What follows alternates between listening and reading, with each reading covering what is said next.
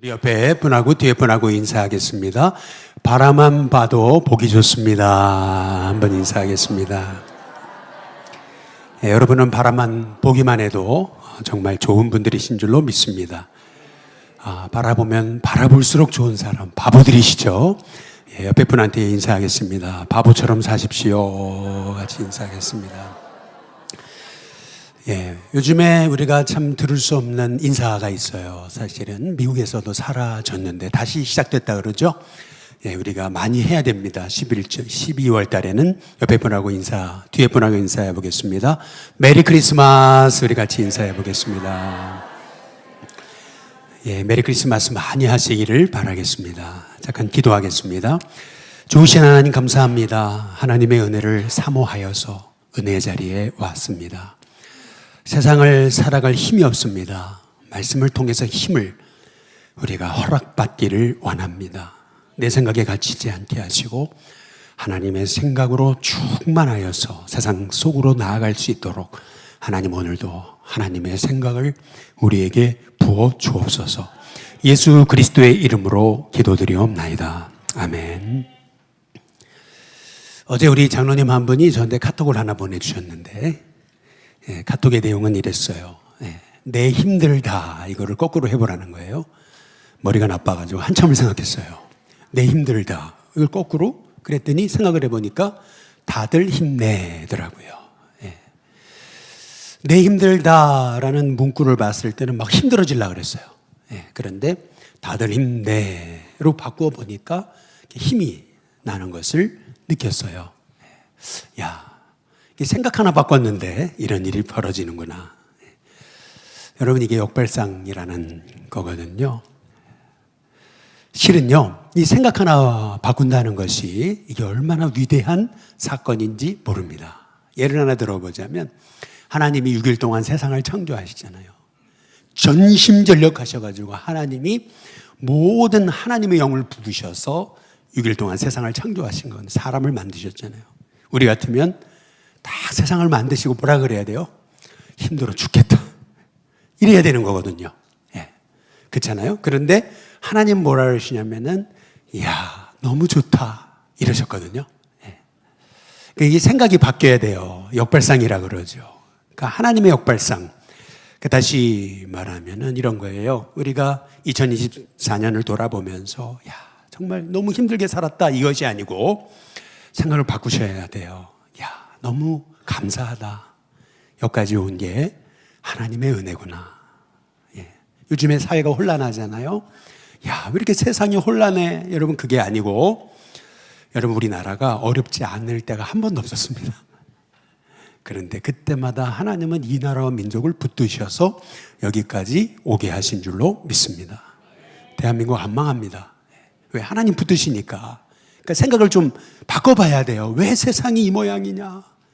여러분 그래서는 내 마음에 크리에이티브, 다시 말하면 창조적인 생각들이 안 나오는 거예요. 여러분 역발상에서 이 창조적인 생각들이 이제 나오게 되는 겁니다. 예를 하나 더 들어보자면 이런 겁니다. 우리가 창세기 1장 1절을 보면 태초에 하나님이 천지를 창조하셨다. 그러죠? 태초가 뭡니까? 처음 시작. 헬라어는 제네시스라고 그러는데 이 태초, 이 창세기라는 것, 제네시스라는 말, 이게 뭘까? 아무리 생각해봐도 이게 무슨 뜻인지 잘 모르겠어요. 생각을 조금 바꿔보면 되는 거거든요. 아리스토텔레스라는 사람은 이 태초에라는 말을 이렇게 해석했습니다. 이게 헬라어로 아르케라고 하는 말이거든요. 이 아르케라고 하는 말을 이렇게 해석을 했더라고요. 앞에는 없고 뒤에는 뭔가 있는 거. 이게 태초라는 거예요. 기가 막힌 표현이구나. 철학자답다. 이런 생각을 해보게 됐어요. 여러분 이 생각 하나 바꾼다는 거, 이 역발상이라는 거, 여러분 우리가 세상에서 역발상을 해라 이렇게 얘기하지만 실은요 우리가 역발상을 잘 못하죠. 그렇게 한다고 바뀌는 게 있나 이렇게 우리는 생각하기 때문에 그래요. 그러나 여러분 생각을 하나 바꾸면은요 삶의 질이 달라지고 내용이 달라지고 라이프 스타일이 달라집니다. 예를 하나 들어볼게요. 정혜신이라고 하는 분이 쓴 당신이 옳다라고 하는 책이 있어요. 근데 그 책에 보니까 생각 하나 바꿨어요. 그런데 삶이 달라지는 거예요. 저희 친구는 이 서울연회에서 저희 교회보다 한 2배 이상 큰 교회에서 벌써 저보다 한참 전에 담임이 돼가지고 그 교회를 얼마나 견실하게 이끌었는지요. 30대 중반에 가가지고 교회에 담임으로 가서 지금까지 너무 목회를 잘해요. 그동안 어떤 일을 했냐면 전 세계에 우물 파지기 운동을 한 거예요. 그래서 40기 이상을 팠대요. 그런데 왜 우물을 파는 거냐면요, 이런 거예요. 오지에서 물이 없잖아요. 그래가지고 내려와가지고 물 떠가지고 머리에 이우서 초등학생 아이들까지 정신없이 올라가면은 물이 다 떨어지는 거예요. 그렇게 꽉 채워가지고 머리에 이고 올라왔는데 물은 3분의 1밖에 안 남아있어요. 그러니까 이 초등학생 아이들이 공부를 하고 뭔가 삶의 질을 바꿔야 되는데 늘 물 들어다가 다니다가 일을 다 보는 거예요. 그런데 여러분 그 광경을 보고 한 사람이 생각 하나 바꿨어요. 어떻게 바꿨는지 한번 보시기 바랍니다. 한번 보시면은요. 머리에 이는 게 아니고요. 공으로 만들어가지고 굴려버리는 거예요. 그랬더니요. 아이들이 서로 한다 그러고 여러분 그게 공놀이가 돼버리고 그러면서 집에까지 가도 물이 그대로 남아있어요. 그러면서 아이들의 삶이, 질이, 라이프 스타일이 이게 달라지게 되는 이 적정 기술이라는 거, 이게 사실은 이 역발상, 생각 하나 바꾼 거거든요. 그런데 여러분 그거 아십니까? 믿음이 뭐냐 하면은 이 믿음도 사실은 역발상입니다. 왜 믿음이 역발상인 거냐면은 이런 거예요. 우리는 문제가 오면은 내 생각으로 보는 거예요. 그러니까 끝났다. 소망이 없다. 이제 일어날 힘이 없다. 왜 나에게는 이런 일만 생기지? 그러니까 내 생각으로 보니까. 근데 여러분 역발상을 해보는 거예요. 하나님의 관점으로 내 삶의 문제를 바라보게 되면 여러분 내 삶의 문제도 하나님의 계획이 될 수 있는 거예요. 그러니까 생각이 굉장히 우리가 바뀌어져야 되는데 이 믿음이란 게 뭐냐 하면은요, 하나님의 시선으로 내 삶을 바라보는 거죠. 그래서 믿음은 뭐냐 하면은 내 삶에 있는 문제를 새롭게 보는 눈인 거예요. 눈이 달라지는 거예요. 요셉이요, 형들에게 미움받아가지고 노예로 끌려가잖아요. 인생 끝난 겁니다. 사실은 17세의 나이에, 꽃다운 나이에 노예로 끌려가죠. 인생 끝난 거예요. 그런데 여러분 거기서 끝나는 게 아니라 감옥에 들어가잖아요. 인생 더 끝난 거예요. 그런데 그나마 열심히 살았는데 술 맡은 관원장이 꿈을 해석해 줬더니 그 사람이 자기를 까마득히 잊어버리잖아요. 이제 진짜 끝난 거예요. 그런데 여러분 이거는 내 관점으로 본 거죠. 하나님의 관점으로 보면 지금 요셉은요, 하나님의 뜻에 아주 가까이 간 거예요. 여러분 그래서 실은요, 우리가 믿음의 눈을 떠서 하나님의 시선으로 나의 삶을 바라보기 시작하면 실은 문제가 달리 보입니다. 뿐만 아니라 불가능하게 여겨졌던 것들, 그게 너무나 쉬운 게 돼버려요. 예를 들면 아니 그 형들을 어떻게 용서합니까? 인생을 그냥 완전히 사정없이 질밥해버린 형들을 어떻게 용서해요? 그런데 생각을 바꿨어요. 그랬더니 용서 정도가 아니에요. 형들을 책임지는 인생으로 바뀌어지게 되더라는 겁니다. 전에는 불가능해 보였던 일, 이게 너무 쉬운 일이 돼버려요. 제가 지난주 우리 환경미화원 방한복 나눔을 했잖아요. 그런데 방한복 나눔을 하기 바로 전날 무슨 일이 있었냐면 여러분 잘 아시겠지만 11월 달에 100몇 년 만에 눈이 왔는데 이런 적이 없었어요. 근데 또 우리 환경미화원 방한복 나눔을 하는 당일날 새벽에 또 눈이 왔는데 억수로 왔습니다. 여러분 우리 주차장이 있기 때문에 새벽기도 끝나면 우리 사역자들은 다 나가가지고 눈 쓸거든요. 근데 눈이 어느 정도였냐면은 눈과 비가 합해져가지고요, 넉가래로 미는데 제가 좀 힘이 센가 봐요. 다른 사람들 건 안 부러졌는데 제 거만 부러지더라고요. 네, 할렐루야. 제 거만 딱 부러지더라고요. 이게 이게 안 밀려가지고 억지로 팍 밀어버리니까, 그러니까 그날 당일날도 계속 눈이 왔거든요. 그러니까 어떤 생각이 들었냐면, 야, 환경미화원 초청해놨는데 이분들이 올 수 있을까? 이런 생각이 들더라고요. 근데 딱 행사되기 한 1시간 전에 끝이더라고요. 이분들이 오셨어요. 그래서 제가 이분들한테 뭐라는 줄 아세요?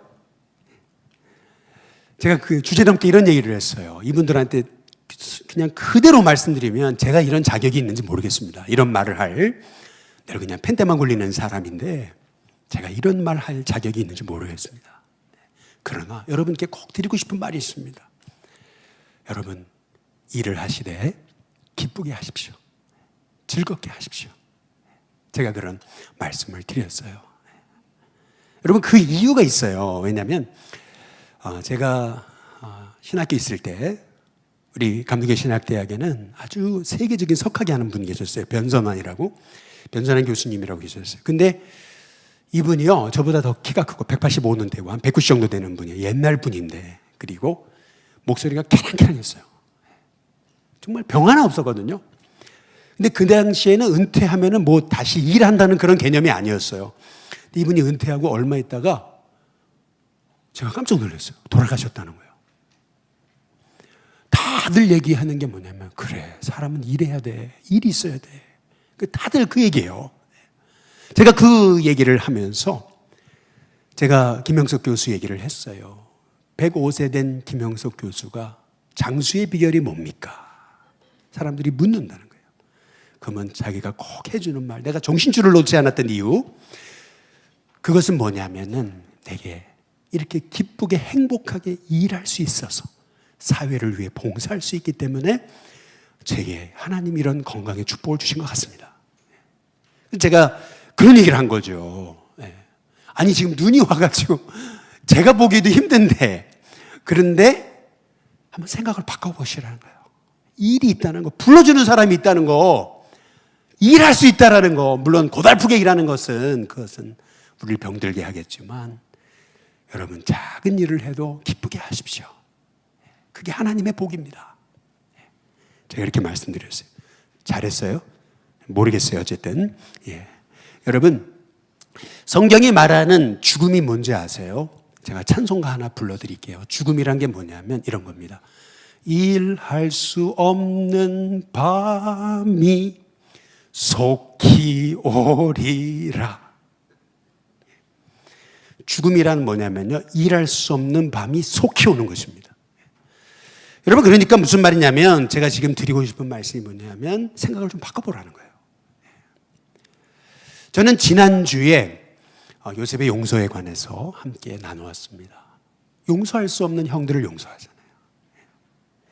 그런데 여러분, 요셉이 형들을 용서할 수 있는 그 근거가 있어야 하잖아요. 그 근거가 뭔지 아세요? 여러분, 창세기 45장 한번 5절을 보세요. 5절을 보면 우리 같이 한번 읽어보겠습니다. 함께 있습니다. 시작. 당신들이 나를 이곳에 팔았다고 해서 근심하지 마소서, 한탄하지 마소서. 하나님이 생명을 구원하시려고 나를 당신들보다 먼저 보내셨나이다. 여러분, 여기 잘 보세요. 당신들이 팔은 거예요. 그렇죠? 맞죠? 사실을 부정하진 않아요. 형들이 팔아먹은 거예요, 나를요. 그러나 실은요, 형들이 나를 애굽에 보낸 건 아니에요. 누가 보낸 거예요? 하나님 보내신 거예요. 여러분, 이게 아니, 형들이요, 날 미워해가지고 날 이렇게 고생시켜? 그게 아니에요. 여러분, 요셉이 애굽에 온 것은 하나님이 보내신 것인 줄로 믿습니다. 생각이 바뀌어지는 거예요. 그게 믿음인 거거든요. 그러면 왜 보내셨어요? 7절에 나와 있죠. 한번 같이 한번 읽어보겠습니다. 같이 읽습니다. 시작. 하나님이 큰 구원으로 당신들의 생명을 보존하고 당신들의 후손을 세상에 두시려고 나를 당신들보다 먼저 보내셨나니. 여기도 잘 보세요. 하나님 보내신 거거든요. 처음과 끝을 보세요. 하나님 보내셨어요.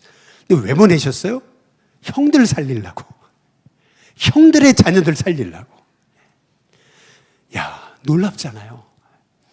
형들이 날 팔아먹어서 이렇게 죽을 고생했다. 여러분, 그렇게 생각하면 해답이 없어요. 형들을 절대로 용서 못해요. 근데요, 하나님 보내셨죠. 왜요? 형들 살리라고. 그러니까 용서 정도가 아니에요, 이거는요. 형들의 삶을 책임질 수밖에 없어요. 더구나 여러분 한번 8절 한번 보실까요? 8절 다 함께 같이 읽어보겠습니다. 함께 있습니다. 시작. 그런즉 나를 이리로 보낸 이는 당신들이 아니요 누구세요? 계속 하나님이시라 그러잖아요. 그리고 또 읽어보세요. 시작. 하나님이 나를 바로에게 아버지로 삼으시고 그 온 집에 주로 삼으시며 애굽 온 땅의 통치자로 삼으셨나이다. 나를 애굽 온 땅의 통치자 주로 바로에게는 아버지로 삼으시려고 나를 하나님이 먼저 보내신 거다. 여러분 한번 잘 생각해 보세요. 형들이 팔아먹었다라고 하는 생각과 하나님이 보내셨다.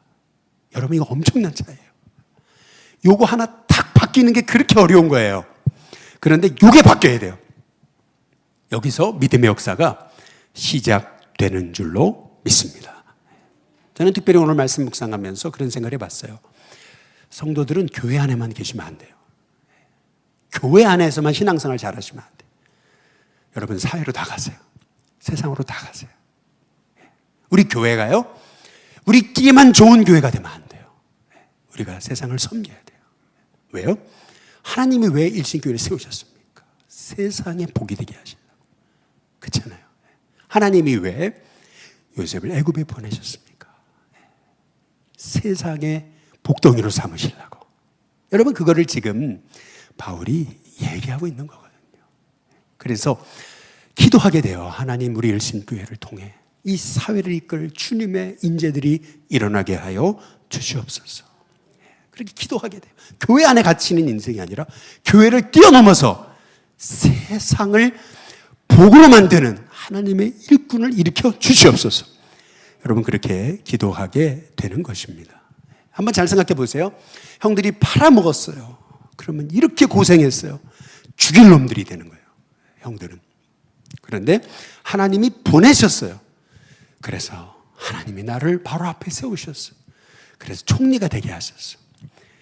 여러분 그렇다고 본다면 생각이 딱 바뀌니까 어떻게 되냐면 이렇게 되는 거예요.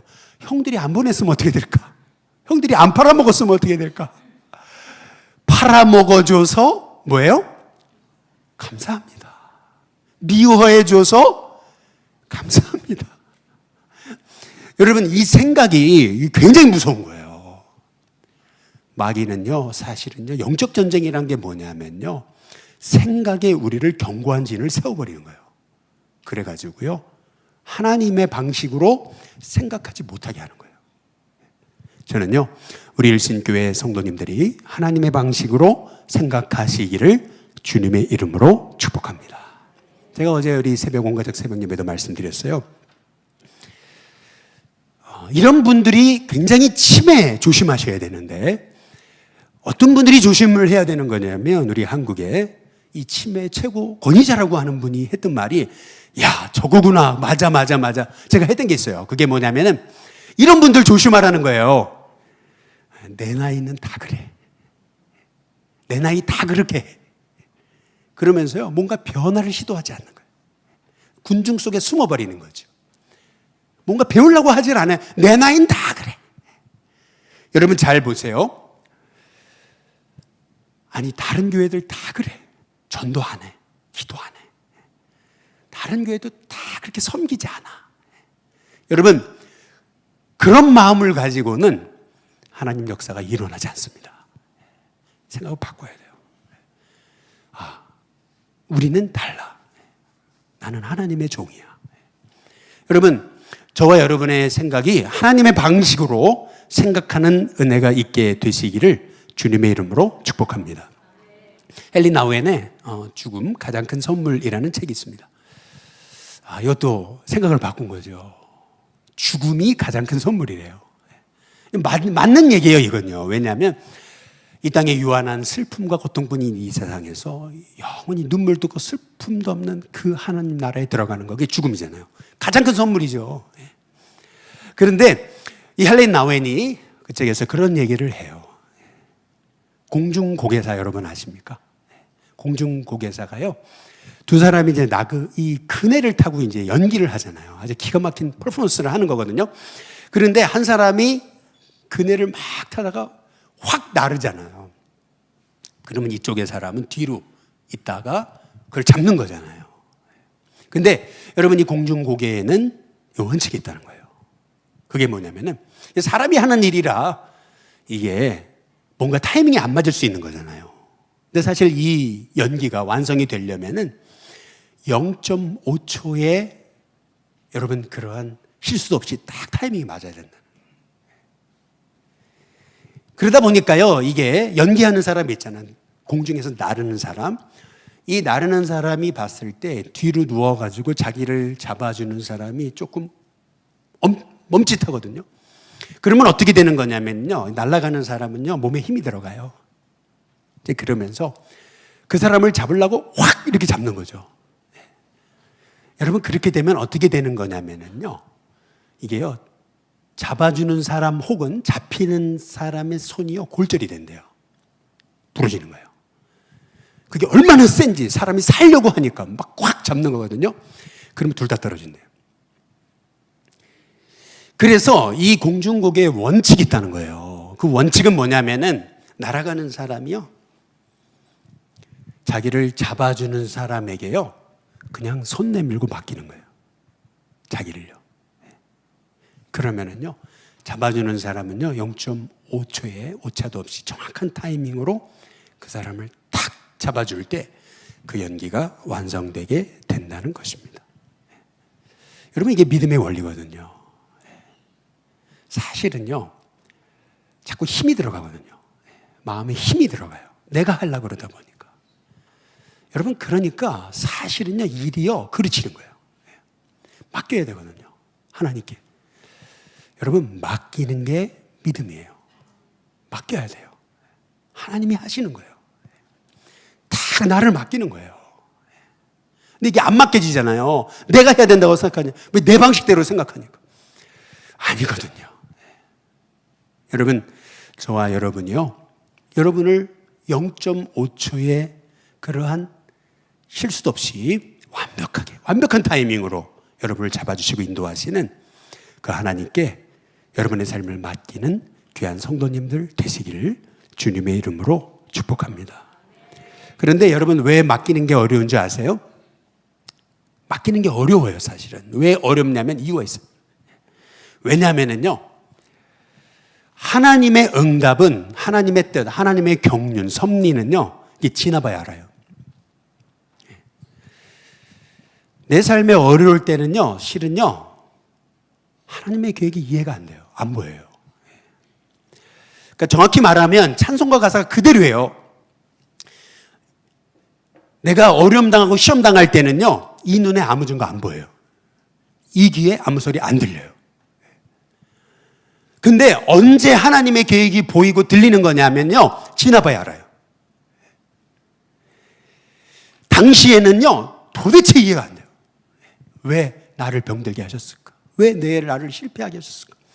왜 내 뜻대로 안 되게 하시는 건가? 이해가 안 돼요, 여러분. 여러분, 그래서 우리에게 필요한 게 뭐냐면은 믿음과 순종이에요. 그때 정말 필요한 게 믿음과 순종이거든요. 예를 한번 들어볼게요. 한번 요셉을 보시면은요, 17세 꽃다운 청소년을요, 형들이요, 노예로 팔아먹어버렸잖아요. 그러나 마음을 다잡고요, 열심히 살았어요. 정직하게 살았어요.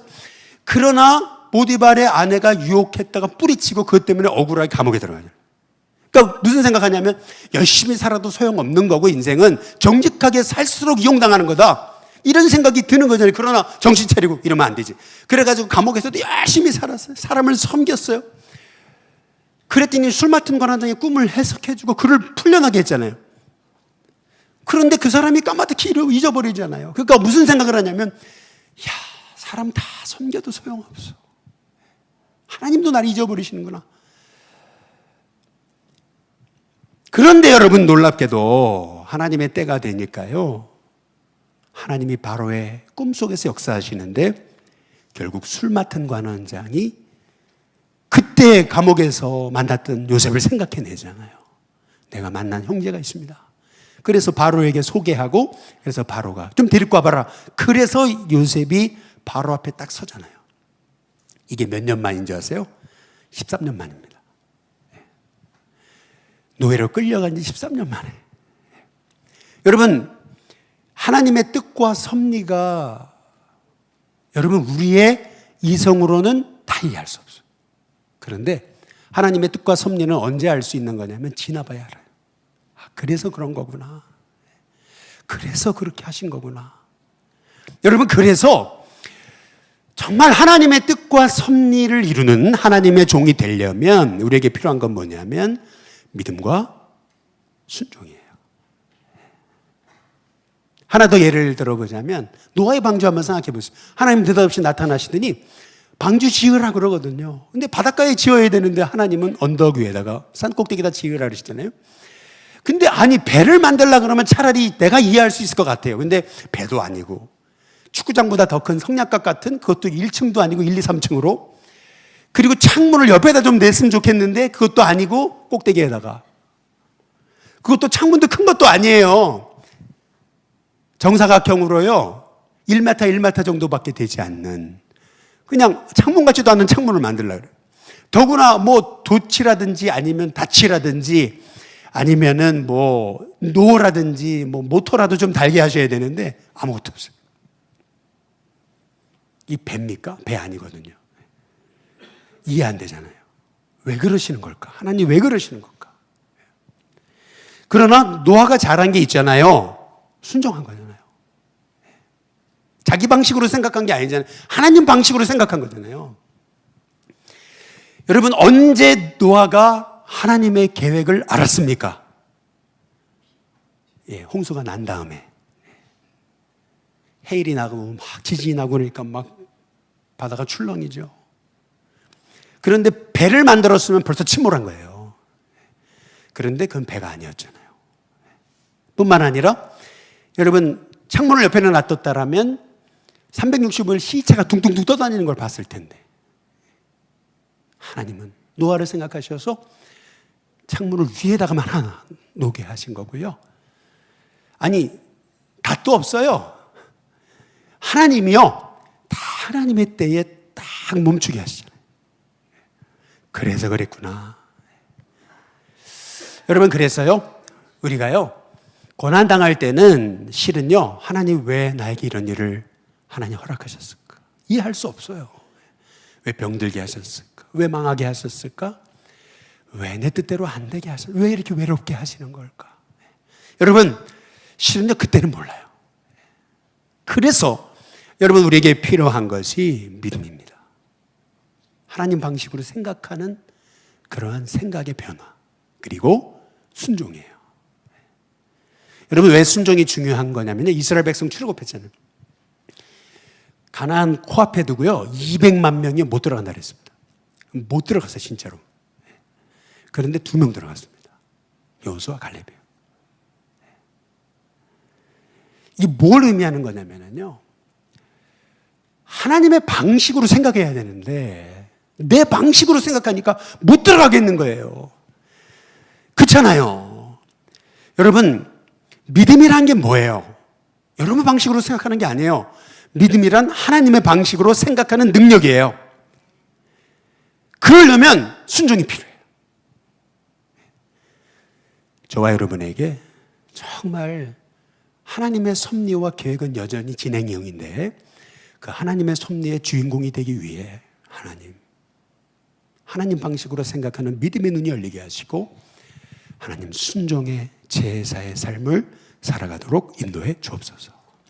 기도할 수 있는 저와 여러분이 되시길 주님의 이름으로 축복합니다.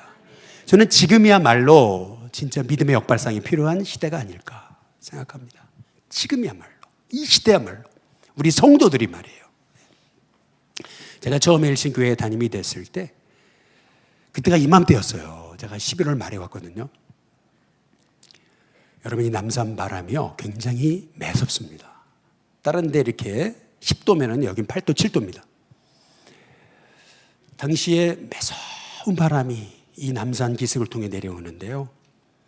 제가 했던 일, 하나님 보내셨으니까 동네를 돌아봤어요. 몇 시간에 걸쳐가지고요. 구석구석 다 밟아봤어요. 동네 구석구석 안 가본 데가 없어요. 다 땅밟기를 했어요. 그런데 제 눈에 보였던 게 있었어요. 그게 뭐냐 하면은 제가 말씀드렸잖아요. 성덕교회 교패, 남대문 교회 교패, 상동교회 교패, 볼 수 없었던 게 있어요. 일신교회 교패. 하나님 어떻게 하면 좋아요? 하나님 제가 뭘 해야 돼요? 하나님께 기도했어요. 얼마나 절박을 했는지 그래서 시간만 나면 교보문고로 갔어요. 책을 통해서 하나님 제가 말씀을 통해서 지혜를 얻을 뿐만 아니라 세상을 알게 해달라고. 그래서 제가 교보에 가가지고요 뭐 닥치는 대로 책들을 읽었어요. 근데 그때 하나님 제게 보여주셨던 책 하나가 있어요. 그게 뭐냐면은 다윗과 골리앗이라는 책이었어요. 그 책이 누가 쓴 거냐면 말콤 글래드웰이라는 사람이 쓴 책이었어요. 그 책을 읽는데 이게 하나님 음성이겠다 이런 생각이 들었어요. 그게 뭐냐면은 사람들은 그러거든요. 절대 골리앗 못 이긴다. 절대 못 이긴다. 이렇게 생각하거든요. 근데 다윗이 이겼잖아요. 어떻게 이겼어요? 하나님 함께 하셨으니까. 근데 많은 사람들이 다 골리앗의 방법으로 한다는 거예요. 아니 다윗이 투구를 썼습니까? 갑옷을 입었습니까? 칼 들었습니까? 아니에요. 다윗은 다윗의 방식으로 한 거예요. 너만 잘할 수 있는 네 방법이 있다. 약점이 아니고 강점에 집중해라. 이게 하나님 음성으로 들렸어요. 내가 잘하는 게 뭐지? 하나님 날 뭘 원하시지? 기도하는데요. 그때 하나님 주신 음성이 뭐냐면 제가 목회하면서 지금까지 해온 거, 정말 미련하게 해온 거, 그게 전도였더라고요. 그리고 섬김과 나눔이었더라고요. 그래서 여러분 얼마나 섬기고 나눴습니까?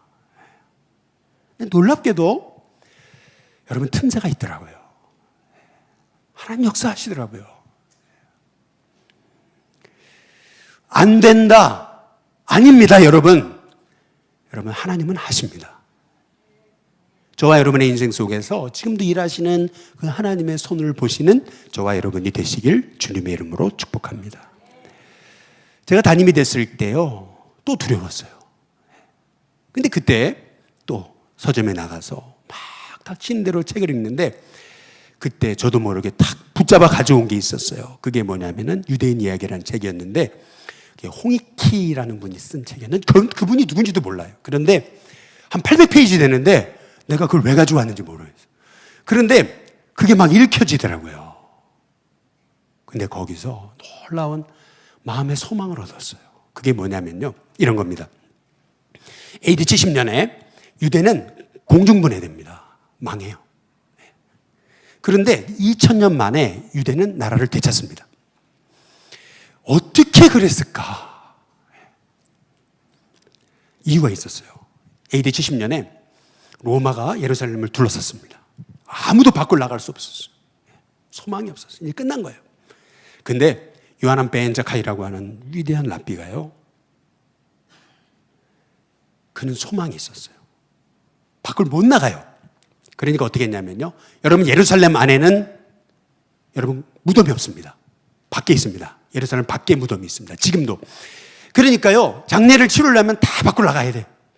그러니까 관 속에 들어가가지고 이 사람이 죽은 사람 흉내를 내고 누구를 만났냐면 당시 로마의 장군, 예루살렘을 에워싸고 있었던 그 유명한 장군 베스파시아누스를 만나거든요. 근데 놀랍게도 이 랍비가 얘기를 하는 거예요. 당신은 로마 황제가 됩니다. 아니 미친 소리죠. 왜냐하면은 당시 로마는 공화정이 아니었어요. 아버지가 황제면 아들도 황제가 되는 거예요. 아니 자기는 황제 피 하나 섞이지 않았어요. 근데 당신이 황제가 된다는 거예요. 아니 이런 미친 사람이 어딨나. 절박하니까 와가지고 나를 지금 능욕하는 거냐. 근데 놀랍게도 로마에서 막 전달이 왔어요. 당신이 로마 황제가 됐습니다. 아니 이 사람 말이 맞았구나. 네가 뭘 원하는데. 그래서 예루살렘의 야브네라는 곳에 예시바라고 하는 너무나 조그만한 성경학교를 세운 거예요. 거기에서 인재들, 리더들, 소위 우리말로 얘기하면 목회자가 길러진 거예요. 여러분 한번 잘 생각해 보세요. 우리 일신교회는 다른 대형교회에 비하면 작은 교회입니다. 우리가 섬기는 거 너무 미약해 보입니다. 여기는 안 돼. 회원동은 안 돼. 일신교회는 안 돼. 이 사람들은 안 돼. 아닙니다. 여러분 잘 생각해 보세요. 요셉은 히브리에서 끌려온 노예였습니다. 죄수였습니다. 쟤는 안 돼. 요셉은 안 돼. 형들도 요셉을 인정하지 않았습니다. 놀랍죠. 하나님이 그 요셉을 일으키셔서 애굽 땅의 소망이 되게 하시잖아요. 여러분 그렇다면 저와 여러분도 마찬가지 아니에요? 우리가 하나님 기뻐하시는 일을 하면 말씀으로 사람을 세우고 영혼을 세우고 하나님의 비전을 갖기 시작하면 하나님은요 지금도 하나님의 섭리를 우리를 통해 이루어 가실 줄로 믿습니다. 그래서 우리에게 필요한 게 뭐냐면요 하나님의 방식으로 생각하셔야 돼요. 그리고 이 환경이 내 뜻대로 안 풀린다고 낙심하지 말아야 돼요. 하나님의 계획을 봐야 돼요. 그리고요 하나님의 뜻에 절대 순종하는 거예요. 그리고요 하나님이 기뻐하시는 씨를 심어야 돼요. 그렇게 되면요 반드시 하나님의 때에 그래서 그랬겠구나, 그래서 그러신 거였구나, 여러분 깨닫게 되는 은혜가 있게 될 줄로 믿습니다.